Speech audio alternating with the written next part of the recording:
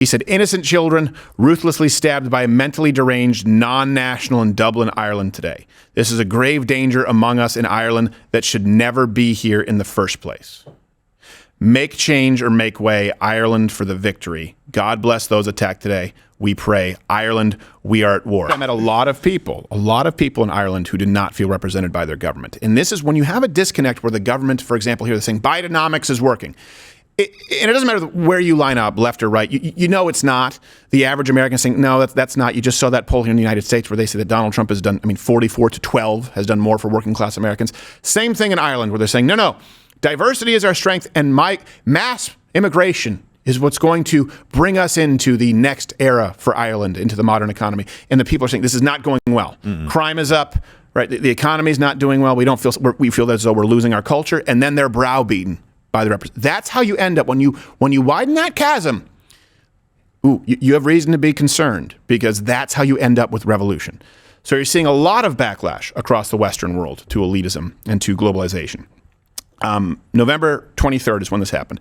4 people were stabbed, including 3 children by, of course, an extremist migrant. This happened in Dublin, and Irish citizens are fed up. 34 people were arrested in a riot in the city's historic center overnight. Anti-immigrant protesters fought with police after a stabbing incident involving 3 young children. Now, I'm going to show you a brief montage of the riot, but first let me tell you what we know. The stabbing occurred outside of a primary school. The stabber is under arrest. He was an Algerian man, late 40s. Yeah. 2 of the child victims were discharged from the hospital, a 5-year-old and a teacher's assistant. They remain in critical condition, so obviously I'm praying for those people. Ooh, yeah. And Ireland, afterward, deployed the largest police response ever, 34 arrests, to the response to the stabbing of children. And here you can see how, it did become a riot.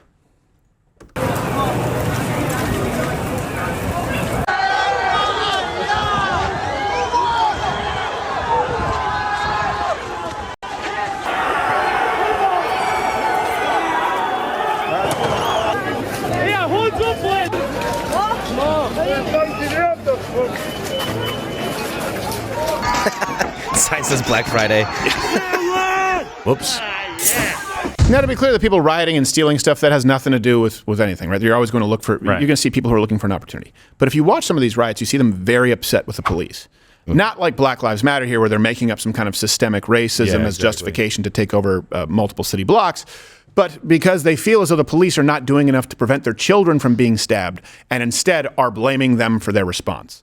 Because the police in Europe, certainly in the UK and certainly in Ireland, they tend to be more focused on arresting people for being provocateurs and speaking unpopular opinions than on Stabby McStabberson. And this is the order of what happens. And you'll see this happening here in the United States. The only thing that prevents this is the Constitution, the First Amendment, the Second Amendment. Is Ireland a gunless nation? Effectively. Yeah, effectively. So Second Amendment, yeah, you're right. Yeah, they don't. Nowhere in Europe do they have the same Second Amendment. Like, they can go hunt, foul hunting. That'll piss you off. You got no way to protect yourself, and police won't do it. Police won't do it. Kids are getting stabbed, and so what happens? They riot. They protest. They now move to just censoring you outright. That's the third step. So in response to this unrest, Conor McGregor, now wherever you line up on Conor McGregor, he tweeted out what a lot of people thought. And I will say this, they're scared because this is a guy who has a lot of influence. And he said innocent children ruthlessly stabbed by a mentally deranged non-national in Dublin, Ireland today. This is a grave danger among us in Ireland that should never be here in the first place. Make change or make way, Ireland for the victory. God bless those attacked today. We pray. Ireland, we are at war. Now, he also condemned the rioters, to be clear, where he said, I do not condone last night's riots. I do not condone any attacks on our first responders in their line of duty. I do not condone the looting and damaging of shops. Now, that would seem like a pretty balanced, reasoned approach. He's condemning violence, but saying something has to change in this country. Instead, he's now being investigated for hate speech. Oh, nice.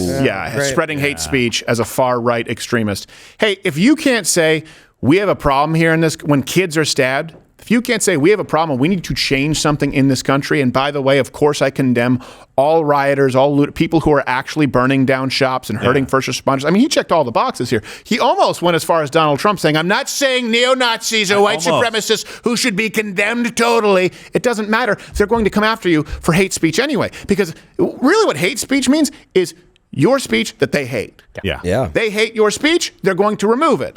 Yeah, exactly. And do me a favor, pull up the Overlay D3, his tweet on there about saying, he's not supporting all that. At the very bottom, he actually does. We only see the first part, the next one. So we only see the first part of what's going on here. He says, look, in the last month, innocent children stabbed leaving school. Aisling Murphy murdered. 2 Silgo men decapitated. This is a trend. Yes. This is not a one-off incident that these people are finally going. This is a trend of things in the last month that have happened. Yeah. And they're not doing anything about it or even listening. Yeah.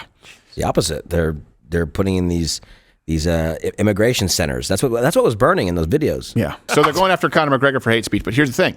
Their solution now is what? Like we said, step 3 is to just censor, is to create more hate speech laws. Just a day after the stabbing, Ireland's Prime Minister, gay guy, vowed to modernize laws against hatred, which is, of course, silly, but he believes it because he sleeps with guys in the club who aren't his husband. It's now very obvious to anyone who might have doubted it that our incitement hatred legislation is just not up to date. It's not up to date for the social media age, and we need that legislation through. We need it through within a matter of weeks. Here's the thing. I know what you're... No, I think it's silly. I think when we talk about the anti-Semitic hate crimes, we're talking about crimes against Jewish people. Guess what? Stabbing kids, that's a crime for which I believe you should be put to death. If Sounds like hatred children. to me. Yeah, it sounds like who attempted homicide. Yeah, who stabs a child and doesn't hate him? Right, but it's all a crime. You have the crimes on the books. The problem is the hate speech laws, hate crime laws serve to legislate speech, serve to legislate thought. Hey, is murder illegal? Do something about the murder. Do something about the attempted murder. Do something about the 31% increase in human trafficking. That's a really startling statistic because that tells you that a lot of people, there's an increase since the mass migration, the influx in Ireland. Human trafficking up 31%, which means that back in the day, the liberals, certainly in this country, but leftists fought against freeing the slaves. They wanted slavery, and today they still enact slavery in the form of sex slavery. They don't do anything about it. They're always on the wrong side of history as it relates to slaves. Freeing the slaves? No. Freeing the sex slaves? No. Why? Well, because we support the oppressed minorities who are coming into this country, have no business being. Yeah, but an increase in a third. You just added another third in sex slavery because people come from countries where women are trafficked. They are treated like actual sex objects. Where are you? Now, in response to this, Elon Musk, of course, the anti-Semite, who then met with Benjamin Netanyahu and said we should destroy Hamas, anti-Semites do, said what we were all thinking. He said, ironically, the Irish Prime Minister hates the Irish people. But here's the thing. They do hate their people, but they believe that it's good to hate their people. Now, this is also important. If you hate your own people, which people do you love? Do you love the Algerians? Do you love the Czech? Do you love... is it the Dagestanis? Do you love people who are fleeing Yemen? What people, in other words, if you're going to condemn one group of people saying, hey, you're being ethnocentric, okay, what is the ideal? Because you do have to pick, because at the end of the day, there's going to be one dominating culture in a society. There has to be. What is it if you do hate the Irish people? Well, here's the thing. Ireland, they have this Green Party, and there's a member there, Pauline O'Reilly, nothing like perpetuating the original stereotype. O'Reilly. She said, effectively, yeah, but this is all for the common good.